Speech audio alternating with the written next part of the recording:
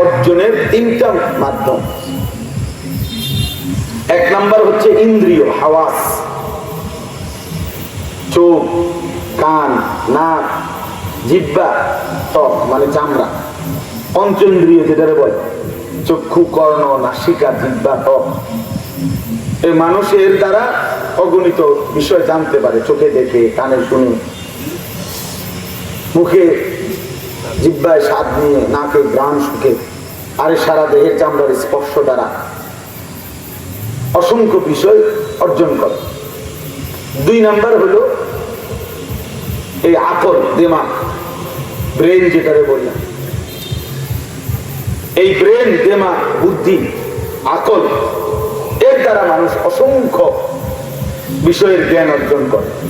দিমাগ দিয়ে সে ভাবে, লিখে, গবেষণা করে, ফিকির করে। এক একজনের এক এক দিমাগ থেকে বিভিন্ন রকমের বিভিন্ন জ্ঞান উৎসারিত হয় এই দিমাগ।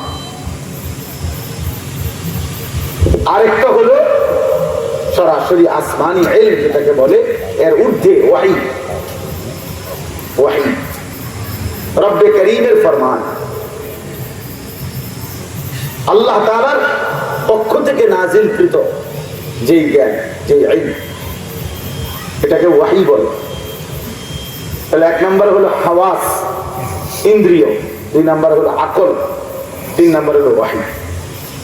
বুঝছেন আমার কথাটা? এক নাম্বার কি বলেন তো বাংলায়? ইন্দ্রিয়, দুই নাম্বার আকল, তিন নাম্বার ওয়াহী। ওয়াহী। এখন আমি একটা উদাহরণ বলি। এই মনে করেন এখানে দুটো প্রাণী আমাদের চোখের সামনে, কল্পনা করেন একটা ছাগল, একটা কুকুর।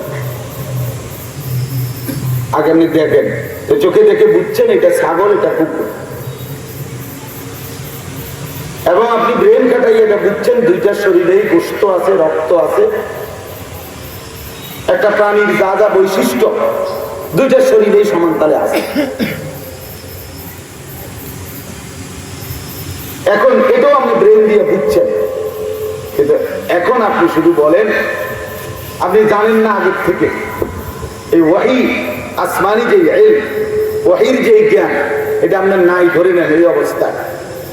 আপনি ধরে নেন এই অবস্থায় যে এটা এখন দেখতে দুটোটার সাইজ একই রকম, দুইটার শরীরেই গোশত, রক্ত, অন্যান্য অঙ্গ প্রত্যঙ্গ আছে, দুইটাই আমাদের মহল্লার আশপাশেই ঘোরাঘুরি করে, কুকুরও ছাগলও, আমরা কাছাকাছি থাকি।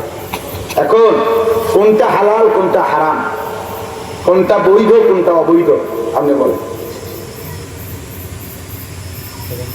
ওয়াহী ছাড়া আপনি বলেন? বুঝছেন হিসাবটা?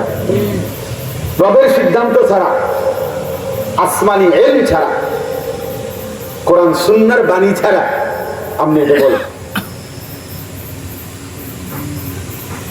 তাহলে এই দুই মাধ্যম, ইন্দ্রিয় এবং আকল, এটা দিয়ে এটা সমাধান করা যাবে।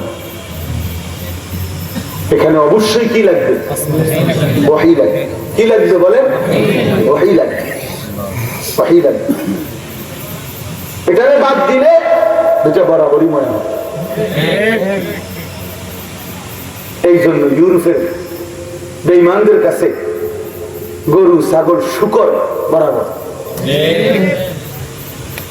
এই জন্য তারা একদম স্বাভাবিকভাবে ন্যূনতম কোনো বিব্রত বোধ না করে শূকরের গোশত, শূকরের যাবতীয় আইটেম তারা খায়। এবং পৃথিবীর অত্যাধুনিক সেন্ট্রাল এসি ওয়ালা খামারের মধ্যেই শূকর পালন করে, শূকরের ব্যবস্থাপনা করে, শূকরের গোশত খায়, শূকরের চর্বি, শূকরের দ্বারা যাবতীয় আইটেম তারা সেখান থেকে ব্যবহার করে, বক্ষণ করে। তাহলে তাদের কাছে ছাগল আর শূকরের মধ্যে এই পার্থক্য হলো না কেন? আসমান নাই, ওয়াহী নাই, ওয়াহীকে ধরে নাই। শুধু আকল আর ইন্দ্রিয়ের দ্বারা তাদের কাছে দুইটার মধ্যে কোনো ব্যবধান মনে হয় না।